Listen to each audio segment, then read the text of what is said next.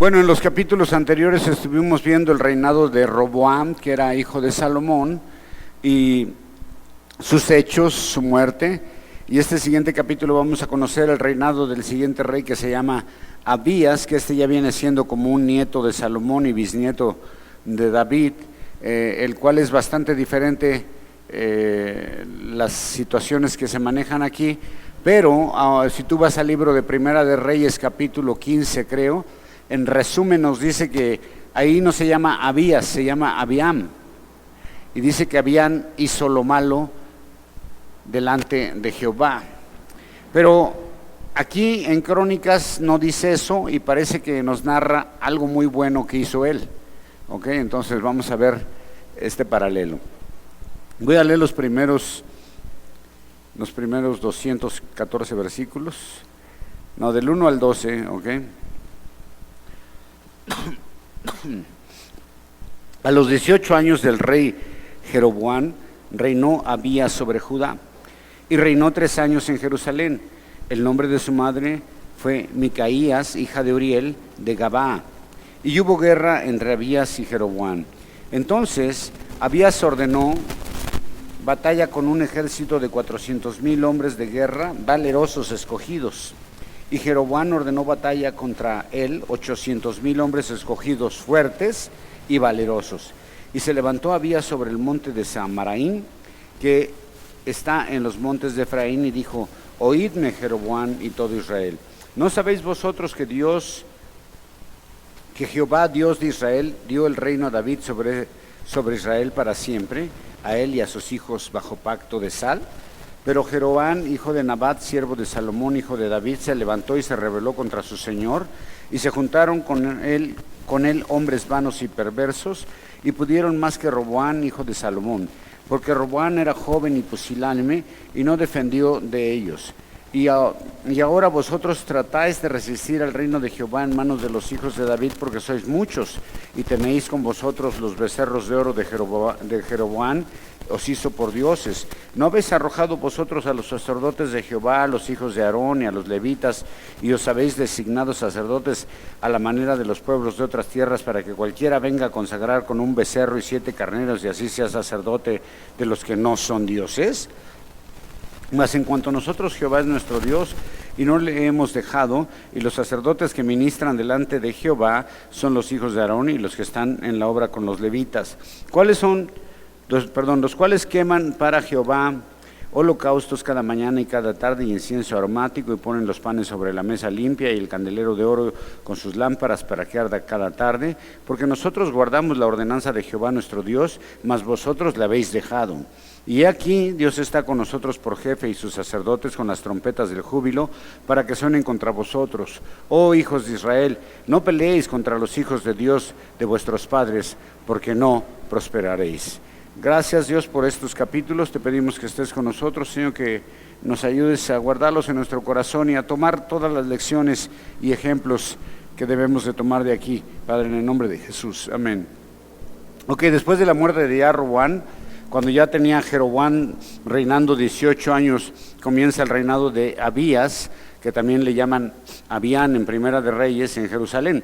Y este hombre tuvo un reinado muy corto, solo de 3 años. Nos da datos de su madre y se añade que fue en un tiempo de guerra contra las tribus del norte. La pelea sigue, hay una guerra civil, siguen peleando por el reino de alguna manera. Así que Abías reúne a un ejército de 400,000 hombres, y se nos dice que estos hombres eran ¿qué? Valerosos y escogidos, es decir, esas eran las características de estos 400,000 hombres, valerosos y escogidos, ¿ok?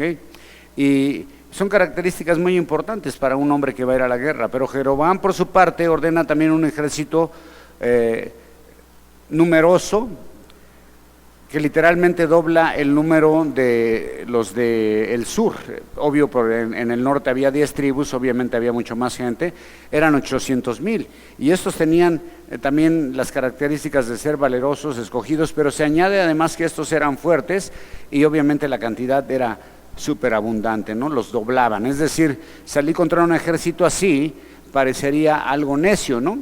Aunque los hombres de Abías eran valerosos y escogidos, la cantidad era mucho menor. Así es de que si vemos, pues les toca de a dos a cada uno, ¿no? 2 por 1. Entonces ellos tendrían que pelear, cada hombre del sur, de Jerusalén, tendría que pelear contra 2 hombres a la vez y matar a los 2 para poder salir victoriosos. Esto era algo impresionante. Pero Abías y su gente suben a un monte y antes de iniciar la batalla tienen algo muy importante que decir de sus rivales, ¿no? Y esto es, acuérdate que ellos ya están en un nuevo sistema religioso, ellos ya no están siguiendo a Dios, aunque pretenden seguir a Dios, ya tienen su propio formato, su propia religión, sus ídolos, sus propios sacerdotes, o sea, ya hicieron todo un rollo. Lo primero que dice de este nuevo movimiento religioso, primero comienza diciéndoles que Dios ha entregado la casa, el reino a la casa de David. Es decir, a todo el linaje de David. Ellos no pertenecían a ese linaje. Así de que de alguna manera está diciendo, el reino que ustedes tienen, y el rey que ustedes tienen, y el culto que ustedes tienen, todo es pirata. No tiene nada que ver con Dios. Ninguno de ustedes fue llamado a eso, es un ministerio pirata. El pacto de Dios con David debía ser inalterable, o sea, es un pacto que Dios había hecho con David y por nada sería inalterable. Y dice que es un pacto de sal. ¿Okay? Si te recuerdas que era la sal en aquellos tiempos, la sal sirve para preservar y hacer algunos tratos, para hacer algunos tratos se daba sal para sellar el contrato como un símbolo de pacto duradero.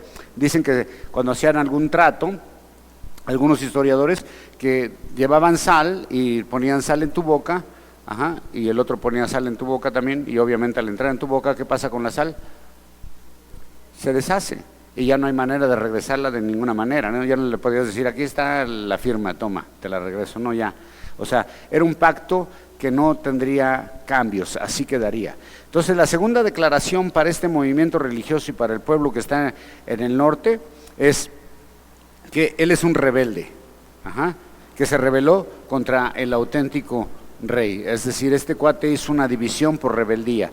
Luego la tercera característica de este falso movimiento es que hicieron alianzas con hombres vanos y perversos, es decir, con gente, la vanidad, acuérdate que quiere decir cabeza hueca, ¿okay? Y con gente sin Dios. Y también los acusa de haber abusado de su padre porque era joven y pusilánime, es decir, que era de muy poco ánimo este hombre, un hombre muy cambiante, el anterior rey. El punto es que Abías quiere de regreso todo el reino, porque él entiende que Dios se lo entregó a la casa de David y que no tiene por qué estar de aquel lado haciendo todo lo que están haciendo. Y antes de entrar a una batalla, desde un monte les comienza a gritar todo eso. Otra declaración que tiene que ver con los movimientos de este tipo es que son muchos, ¿verdad? Dice, y aunque sean muchos, sus dioses son falsos, sus enseñanzas son falsas, sus sacerdotes son falsos, sus ministros no son llamados por Dios, aunque pretendían que esos becerros que tenían era una manifestación de Jehová. Pero recordemos que todo esto fue ya invento de Jeroboam, se salió de la ley, hizo su propia ley, su propio culto y empezó a decir que ahí que esa era la representación de Jehová, 2 becerros, ¿no? Y también le recuerda cómo él expulsó a los verdaderos, a los que sí realmente estaban establecidos por Dios, y cómo puso sus propios sacerdotes, sacerdotes de nada realmente, ¿no? Porque ¿qué pueden ser sacerdotes si están ministrando a unos dioses que no existen, ¿no? Que son falsos? Entonces son sacerdotes de nada, ¿no? Solo era un juego de estos, pretender estar con Dios, pero ese ministerio, ese culto que ellos corrían, ese reinado que ellos tenían y ese rey que ellos tenían, todo era una imitación, todo era falso. Esto ocurría solamente en su mente de ellos, ¿no? Pensando que tenían comunión con Dios. Pero luego aquí viene la segunda, después de sacar los trapitos al sol de todos ellos, de decirle, ustedes hicieron esto y esto y esto y esto, están fuera del orden de Dios. Ahora hace una comparación con los del sur, que es el auténtico reino, aunque ya te dije en Primera de Reyes capítulo 15, dice que Abías hizo lo malo delante de Jehová y anduvo en todos los pecados que su padre anduvo, pero aquí hizo algo bueno por lo menos, ¿no? Para los del sur, ahora Jehová dice, para nosotros solamente tenemos un Dios, aunque es un hombre que está haciendo pecado, dice yo solamente tengo un Dios, es Jehová. La segunda diferencia dice que él permanece en comunión con Dios y todo el pueblo que está de este lado. Los sacerdotes que ministran en el templo son los designados por Dios, y los levitas en sus servicios asignados son los hijos de Aarón también, los que Dios designó para esto. Así que dos grupos, los originales y los piratas. Los que realmente están con Dios y los que pretenden estar con Dios. ¿Quién crees que va a ganar la batalla? Hay mucha gente que pretende estar con Dios, pero son ministerios no designados por Dios, una versión no autorizada de Dios, ¿ves? Hay mucha gente que de la nada dice, pues voy a poner una iglesia, y la pone, ¿no?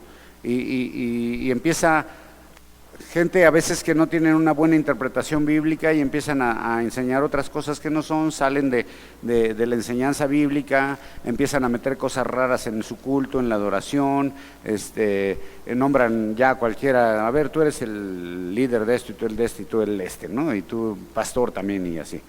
Y los acusa de haber dejado todo esto para ir tras su propia interpretación de la palabra de Dios. Después da la lista de las actividades de los sacerdotes y de los levitas en el templo. Ellos siguen haciendo el sacrificio en la mañana, en la tarde, quemando el incienso, poniendo los panes del propiciatorio, de la propiciación. Todo lo que estaba ordenado en la ley sigue, el templo sigue haciendo eso, ¿ok? Los servicios siguen en el templo como los había ordenado Dios. Y del otro lado están haciendo su propia interpretación de la palabra de Dios. Pero ahora al finalizar dice, más les conviene no pelear con los que estamos con Dios, porque Dios está con nosotros y no van a ganar, ¿ves? Entonces, de alguna manera, Abías está buscando que entiendan que es inútil luchar con Dios, que entiendan que lo que están haciendo está fuera del orden, y de alguna manera Abías está tratando de redarguir el corazón de estos y llevarlos a que de una manera pacífica otra vez se uniera el reino, que no continuara esa división. Está tratando de llevarlos al arrepentimiento y les advierte que sería tonto pelear contra Dios. Y luego del verso 13 en adelante, mira la reacción de Jeroboam. Seguramente muchos Abías y su gente, que eran 400,000 contra 800, dijeron, pues ojalá y se agarren la onda y no tengamos que pelear, ¿verdad? No tengamos que pelear porque está 800 contra 400, pues es el doble. Pero Jeroboam, mira la reacción, hizo tender una emboscada para venir a ellos por la espalda, y estando así delante de ellos, la emboscada estaba a espaldas de Judá. ¿Okay? Y cuando miró Judá, he aquí tenía la batalla por delante y por las espaldas, y por lo que clamaron a Jehová, y los sacerdotes tocaron trompetas. Entonces los de Judá gritaron con fuerza, y así que ellos alzaron el grito, Dios desbarató a Jeroboam y a todo Israel delante de Abías y de Judá. Y huyeron los hijos de Israel delante de Judá, y Dios los entregó en sus manos. Y Abías y su gente hicieron en ellos una gran matanza, y cayeron heridos de Israel 500,000 hombres escogidos. Así fueron humillados los hijos de Israel en aquel tiempo, y los hijos de Judá prevalecieron porque se apoyaban en Jehová, el Dios de sus padres. ¿Okay? Y siguió Abías a Jeroboam y le tomó algunas ciudades de Betel con sus aldeas, a Gesana con sus aldeas y a Efraín con sus aldeas. Y nunca más tuvo el poder en los días de Abías. Jeroboam tuvo poder en los días de Abías, y Jehová lo hirió y murió. Pero Abías se hizo más poderoso, tomó 14 mujeres y engendró 22 hijos y 16 hijas, y los demás hechos de Abías, sus caminos y sus dichos están escritos en la historia de Idó, profeta. ¿Okay? Wow, esto está tremendo. Entonces Jeroboam ya está necio en su corazón, y aunque está escuchando que están mal de todo, que todo lo que están haciendo es falso y pirata y todo, cuando escucha las palabras de Abías, en lugar de rendir su corazón, dice, ¿saben qué? Vamos a rodearlos, vamos a caerles por atrás y vamos a caerles por delante. Está lejos de Dios. Él está, ¿en qué confía un ministerio o un sistema religioso de eso? Confía mucho en los números, en que somos muchos. Entonces está confiando en sus soldados, en los soldados que lleva. Pero los de Judá hacen lo que no esperaban. Y aquí está una lección muy importante, hermano, porque si los de Judá volteaban para atrás, ¿qué veían? Al enemigo. Si volteaban para adelante, ¿a quién veían? Al enemigo. O sea, por cualquier lado que vieran, estaban rodeados, estaban en una situación súper difícil, estaban en adversidad. en todo lo que los rodeaba. Estaban en una situación súper difícil. ¿Y qué les quedaba? Si al ver hacia atrás veían enemigos y si al ver adelante veían enemigos. Ya lo dijiste. Les quedaba solamente voltear hacia arriba. Es que es lo único que queda. ¿Ves? Van a Dios en oración, voltear al cielo. Van a Dios en oración y tocan las trompetas. Dan un grito de guerra y con eso Dios los desbarató. Con un solo grito de guerra hizo ir a 800,000 hombres. ¿Ves? Pero eso es una gran lección, hermano. A veces nos vemos tan rodeados de situaciones difíciles que no podemos ni caminar ni para atrás ni para adelante y lo único que podemos hacer es voltear al cielo, a clamar a Dios por ayuda divina. ¿Ok? Pero un solo grito hizo que cayeran todos. Un grito, ¿te imaginas el estruendoso que fue el grito de 400,000 personas y las trompetas al mismo tiempo? ¡Wow! ¿No? Y todos cayeron, se deshicieron. Me acuerdo una vez en una conferencia que, deme un grito de júbilo, todos, y luego dijeron, deme un grito de guerra, y todos, ¿Te los imaginas gritando así? ¿Cómo gritaron, Rodo? Échate un grito, Rodo. Un rugido del león. Y obvio, cuando esto pasa, los de Judá aprovechan, van tras ellos, se hacen una gran matanza. De los 800,000 que eran, quedaron 500,000. ¿Ves? Y ahora se reduce su ejército a 300,000. Y dice que fueron humillados y Judá prevaleció. ¿Por qué? Dice, porque ellos ¿qué? Se apoyaban en Jehová. Entonces se apoyaban en Jehová. Esa es la lección de hoy. Apoyarse en Jehová, aun cuando el enemigo se doble en cantidad, aun cuando parezca imposible, aun cuando parece que está rodeado, que no tiene salida, hay que apoyarse en Dios, ¿ok? No mires la situación que tienes enfrente o atrás, mira a quién tienes contigo, que es Dios. Y luego todavía tomaron aldeas, y luego dice que nunca más tuvo poder Jeroboam, y Dios lo mató. El enemigo nunca más se levantó mientras Abías estuvo a cargo llevando a Judá a Dios. Porque eso era lo que estaba haciendo supuestamente Abías. El enemigo puede intentar acabar, pero si tú te apoyas en Dios, Dios les quita el poder, ¿ok? Dios le quita el poder al ataque del enemigo cuando tú te apoyas en Dios. Y por el contrario, Abías se hizo más poderoso y solamente tomó 14 mujeres y tuvo mucho menos hijos que Roboam y hijas, ¿no? Se la llevó más tranqui, tenía WhatsApp, 22 hijos y 16 hijas. ¿Okay? Y se vuelve a mencionar el libro del profeta Idó, que no conocemos nosotros, pero bueno, ahora vamos al capítulo 14, acompáñenme ahí.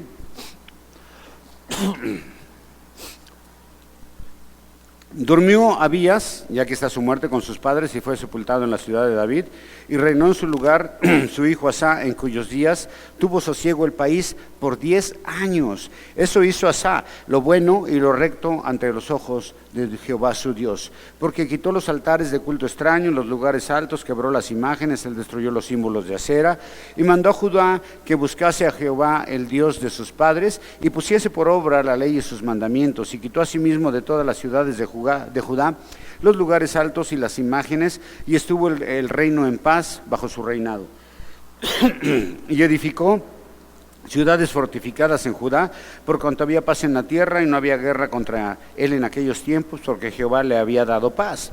Y dijo, por tanto, a Judá edifiquemos estas ciudades y cerquémosla de muros con torres, puertas, barras, ya que la tierra es nuestra, porque hemos buscado a Jehová nuestro Dios, lo hemos buscado y él nos ha dado paz por todas partes. Edificaron pues y fueron prosperados. Tuvo también Asá ejército que traía escudos y lanzas, de Judá de 300,000 y de Benjamín de 280,000, que traían escudos y estaban estesaban arcos, todos hombres diestros, y salió contra ellos Sera, etíope, con un ejército de 1,000,000 de hombres, de 300 carros, y vino hasta Maresa.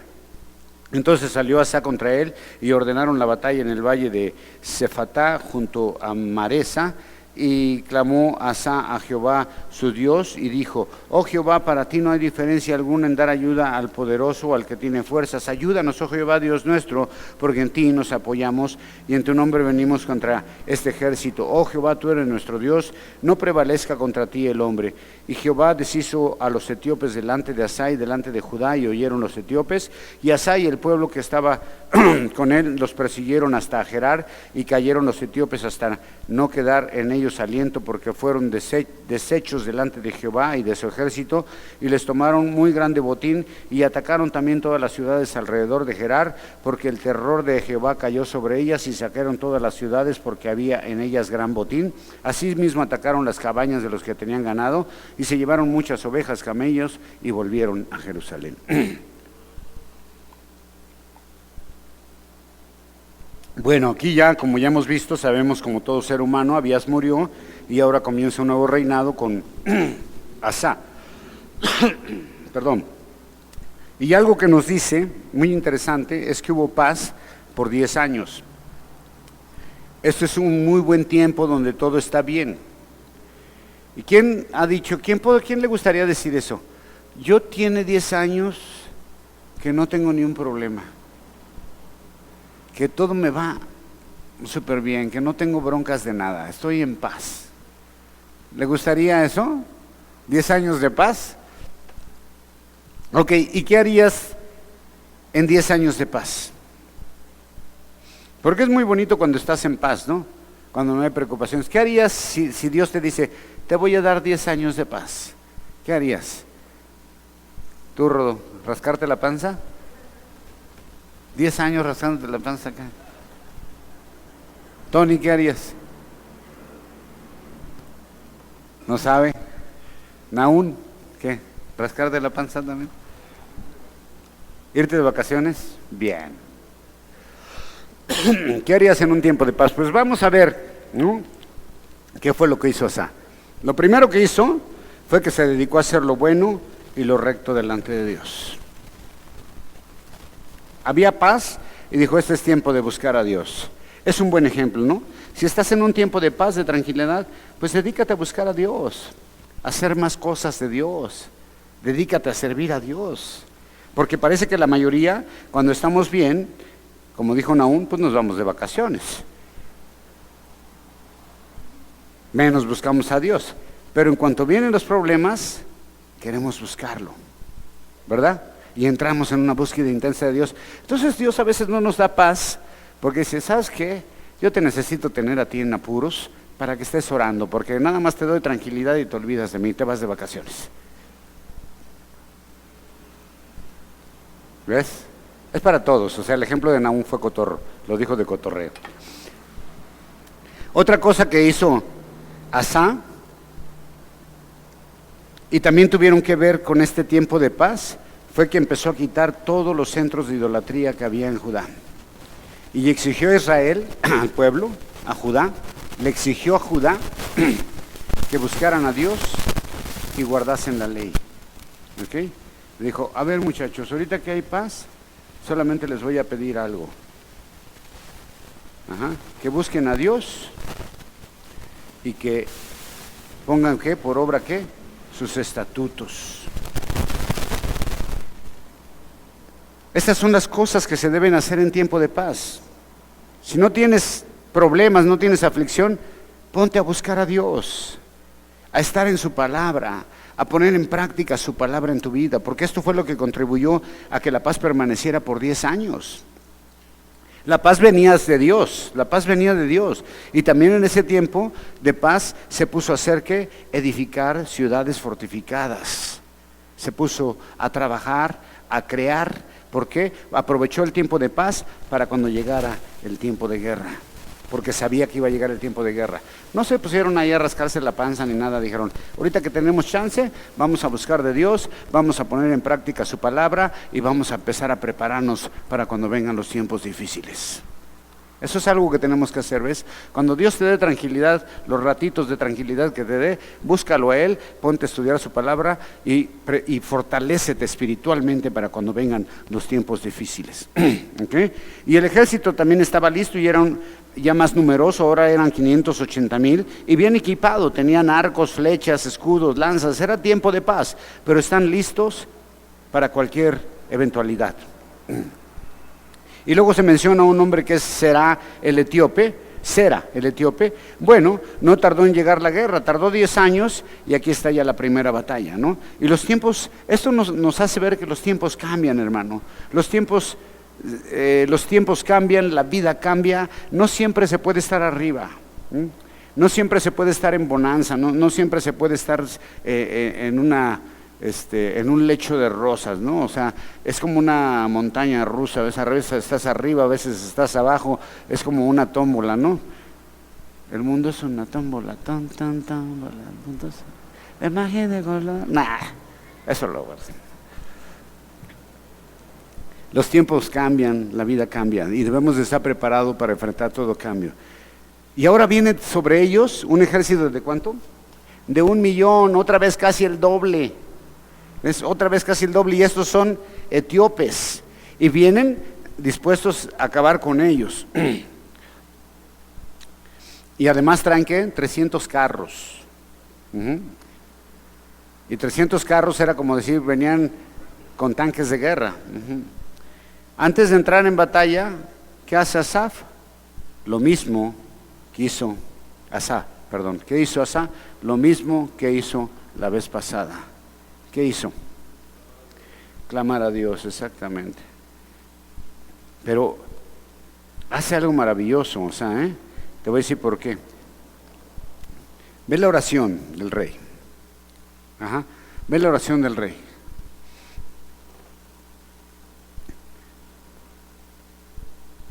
Dijo, a ti no te importa quién es poderoso, quién no es poderoso. Tú puedes hacer lo que quieras, puedes ayudar al que no tiene nada, como puedes ayudar al que tiene mucho, para ti no hay diferencia.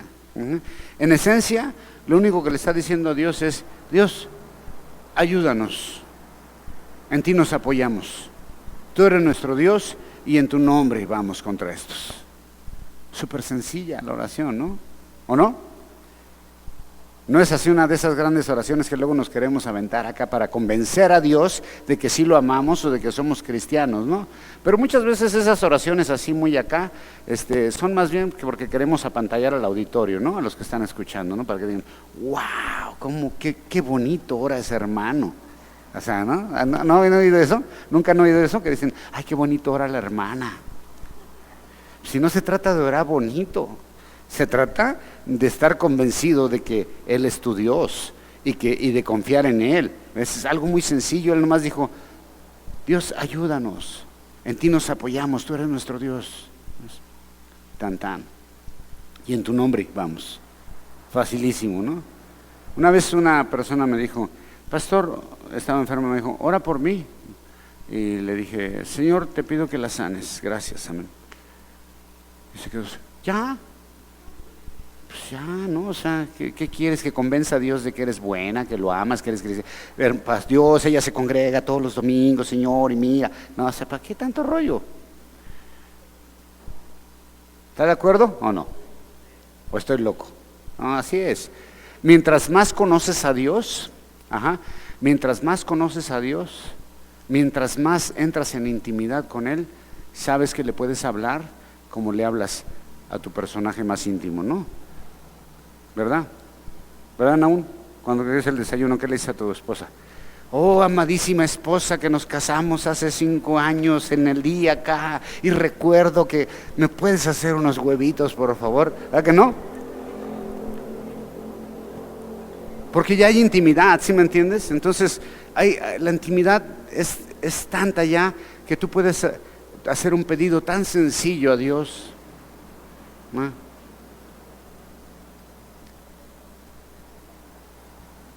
Y en ocasiones hay que permanecer en oración persistente también. Tú sabes en tu corazón, ¿no? De lo que estoy hablando es no trates de convencer a Dios de que lo amas, Él sabe. ¿Okay? Están ante 1 millón de hombres de guerra, con carros. Y ese hombre no oró ni por 3 días, ni entró en ayuno, ni nada, ni se angustió tanto. Solo depende de Dios y hace esta pequeña oración. ¿Y cuál fue la respuesta de Dios? Jehová los deshizo. Acabó con ellos. La respuesta de Dios a la oración fue defender a su pueblo. Los de Judá y los de Benjamín acaban con estos, obvio, con la ayuda de Dios, y toman aparte un gran botín, porque, ¿sabes qué? Una pequeña oración, hermano, pero confiando en Dios, puede cambiarlo todo. Una pequeña oración puede cambiarlo todo. Es la confianza en Dios, el apoyo en Dios puede cambiarlo todo. ¿Ves? No necesitas irte de rodillas de aquí hasta la Purísima, no sé, ¿no? Es la confianza que haya en tu corazón hacia Dios.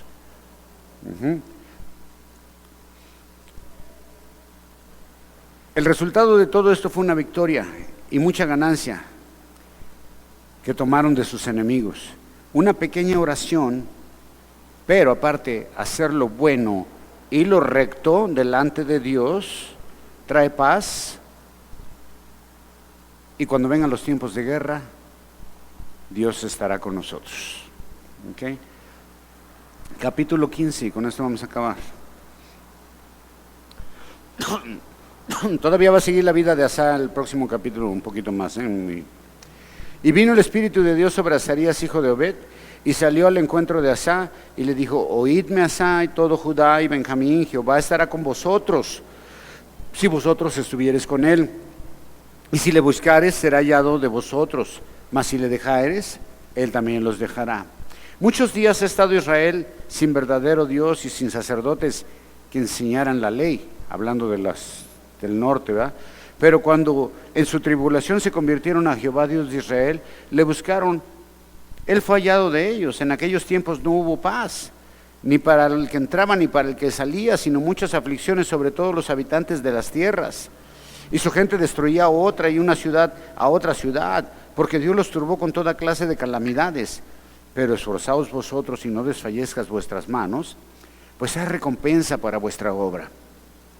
Cuando oyó Asa las palabras y las profecías del profeta Azarías, hijo de Obed, cobró ánimo y quitó todos los ídolos abominables de toda la tierra de Judá y de Benjamín y de las ciudades que había tomado en parte de las montañas de Efraín, y reparó el altar de Jehová que estaba delante del pórtico de Jehová, y después reunió a todo Judá y Benjamín, y con ellos a los forasteros de Efraín, de Manasés y de Simeón. Esto es interesante, ¿ves? Ya hay tribus del norte en el sur, porque muchos de los de Israel se habían pasado a él, viendo que Jehová su Dios estaba con él. Se reunieron pues en Jerusalén el mes 3 del año 15 del reino de Asa, y en aquel mismo día sacrificaron para Jehová del botín que habían traído 700 bueyes y 7,000 ovejas. Entonces prometieron solemnemente que buscarían a Jehová Dios en sus padres de todo su corazón y de toda su alma, y que cualquiera que no buscare a Jehová, el Dios de Israel, que muriese, grande, pequeño, hombre o mujer.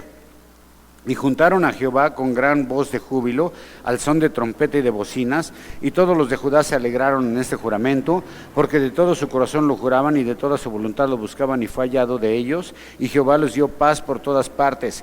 Y aún Macá, madre del rey Asa, el mismo la depuso de su dignidad, porque había hecho una imagen de acera, y Asa destruyó la imagen y la desmenuzó y la quemó junto al torrente de Cedrón.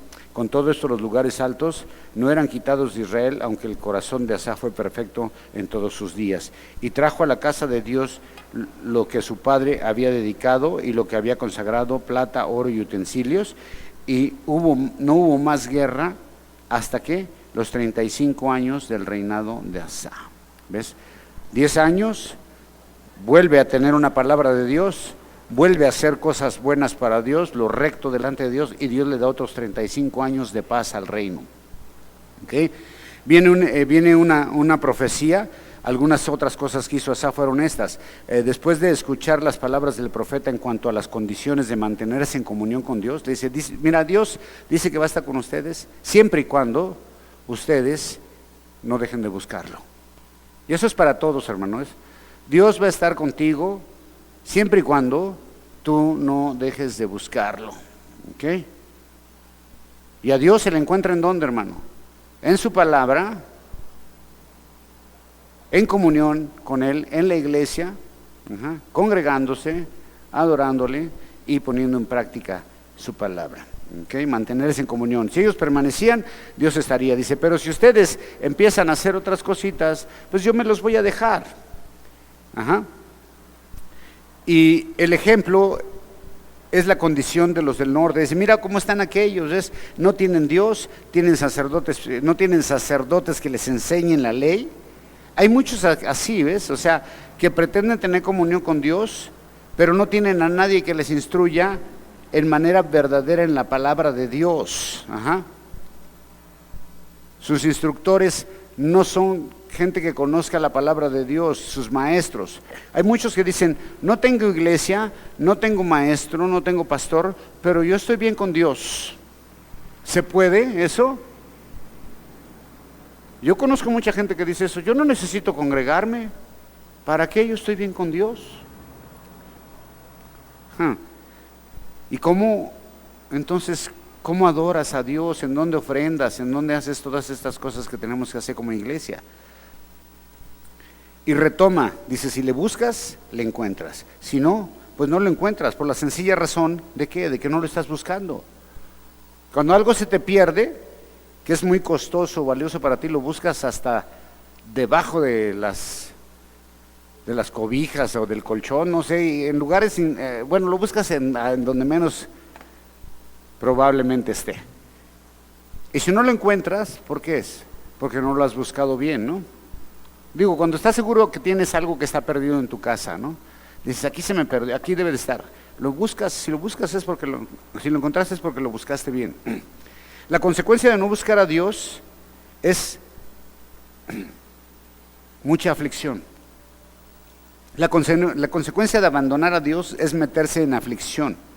Pero en contraste, en el verso 7 dice, pero para los que no desmayan, para los que no desfallecen, para los que siguen trabajando en la obra de Dios, dice, ¿qué crees? Hay recompensa para tu obra, hay recompensa para tu servicio, hay recompensa de tu búsqueda de Dios. Y Asaf, al oír esta palabra, de inmediato se anima y dice, yo quiero eso con Dios. Y comienza a quitar todas las imágenes, altares, y luego repara el altar de Dios que está en el templo, que ya le hacía falta una manita de gato, lo repara. Una reacción inmediata a la palabra, ¿no? Y después el líder, el rey de todas estas dos tribus del sur, reúne a su pueblo, y ya con ellas hay algunas personas de las tribus del norte que habían regresado a Judá. ¿Ves? Abandonaron el otro sistema religioso que tenían allá porque vieron que era pirata, y cuando ven la bendición que está viendo acá, porque ahí sí está Dios, entonces se regresan estas tribus a unirse una más, no estas tribus, gente que pertenecía a estas tribus, se regresa a Judá, porque están viendo que hacen las cosas conforme a la ley de Dios, y no como lo estaba haciendo Jeroboam del otro lado, que tenía su propio culto, ¿no? Y hace una gran convocación y un gran ofrecimiento de sacrificios a Jehová, 700 bueyes, 7,000 ovejas, y después de esto una gran promesa de llevar a cabo el primer gran mandamiento, que es buscar a Dios. Y luego dice, ¿cómo lo tienen que buscar? De todo tu corazón, de todo tu corazón y de toda tu alma. Así es como se debe de buscar a Dios, Es decir, con todo lo que tú eres, por fuera y por dentro, en lo externo y en lo interno. Así es como debes de buscar a Dios. Y hay un gran avivamiento, ¿no? Pero hay una cláusula en el contrato. El que no busque a Dios con todo su corazón y toda su alma, que se muera. O sea, si alguien lo denunciaban, no está obedeciendo la ley de Dios, no está buscando a Dios, tráiganlo. Ya sabes qué le pasaba, ¿verdad? Pum, pum. Dice, sea grande o pequeño, es decir, sea importante o sea cualquiera del pueblo, sea el rey o quien sea, se muera. Sea hombre o mujer. Y todos dijeron, ¿qué? Sí, amén, aceptamos. El domingo vamos a hacer aquí también un pacto, todos vamos a decir, el que no diezme, que sea... No, hermano, la búsqueda de Dios es voluntaria, ¿ves? Pero buscarlo trae recompensa. No buscarlo te va a traer aflicción. Y todos dijeron, aceptamos. Y cuando Dios ve esa disposición de esos corazones buscándole, dice Dios, paz por todas partes. 35 años más de paz para ustedes. La clave de la paz en la vida, entonces, ¿en qué está, hermano? ¿En qué está tener una vida apacible? En la búsqueda de Dios. Y no solo buscarle, sino aplicar lo que estás aprendiendo en tu vida. ¿Okay? Entonces, ¿quieres tener paz en tu vida? Busca a Dios. Pero no lo busques en las redes sociales, ni cada vez, ahí no está Dios. ¿Okay? Ni en la feria, ni nada, ahí no está Dios. Digo, puedes ir a divertirte, ¿no? A lo cultural, lo demás es pura cochinada, ¿eh? De veras, hermanos, perdón. Hay cosas al mediodía, en el día, que es el ambiente familiar, pero ya después de las 6 de la tarde, ya, ¿a qué vas? Pura cochinada. Se lo digo a todos los amantes de la feria y al patronato de la feria, es pura cochinada, ¿ves? Y al Gobre también es pura cochinada.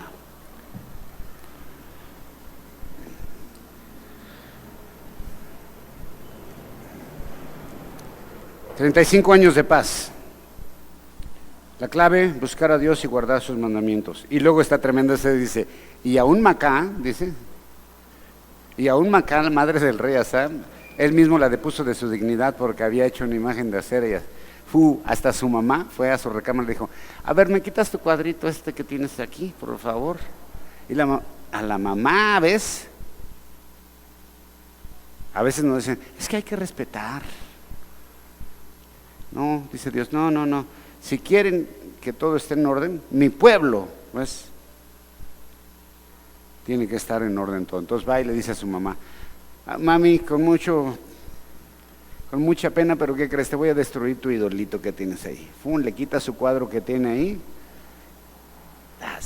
se lo rompe y se lo lleva y lo quema ahí en un arroyo. A la mamá. ¿Cuántos se atreverían? Pero ¿sabes por qué lo hizo? Porque él sabía que era la única manera de estar bien con Dios. Además, la madre del rey tenía que estar en el mismo camino del pueblo y del rey. La madre tenía su idolito, pero al oír el compromiso, pues tuvo que quitarlo, ¿ves? Y destruirlo. ¿Y sabes qué fue el punto ahí? Que todo el pueblo había dicho que el que no busque a Jehová, ¿qué? Que se muera. Entonces dijo, mami, acabamos de jurar que si no quitas esa imagen de ahí, te voy a tener que matar aunque seas mi mamá. Sí. ¿Está drástico? Pues sí, pero acuérdate que este es el pueblo de Dios. Y hicieron pacto con Dios, ¿ok?